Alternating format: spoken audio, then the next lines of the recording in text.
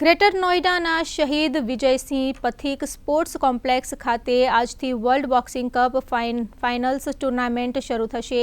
આ સ્પર્ધા 20 નવેમ્બર સુધી ચાલશે। બ્રાઝિલ, પોલેન્ડ અને કઝાકિસ્તાનમાં યોજાયેલા 3 વર્લ્ડ કપ તબક્કાઓ પછી world cup finals world boxing cup series 2025નો ભાગ છે। 18 દેશોના 130 બોક્સર્સ આ સ્પર્ધામાં ભાગ લેશે। વર્ષના 8 શ્રેષ્ઠ બોક્સર 20 કેટેગરીમાંથી દરેકમાં પોતાનું કૌશલ્ય દર્શાવશે। ભારત તમામ 20 કેટેગરીમાં ભાગ લઈ રહ્યું છે, જેમાં મીનાક્ષી, નિખત ઝરીન, જાસ્મીન અને સ્વીટી બોરા જેવા વર્લ્ડ ચેમ્પિયન બોક્સરનો સમાવેશ થાય છે। સ્વીટી આ વર્ષે તેનું પ્રથમ વાપસી કરી રહી છે, કારણ કે લવલીના બોર્ગેહીને ઈજાને કારણે ટુર્નામેન્ટમાંથી ખસી જવાનો નિર્ણય લીધો છે।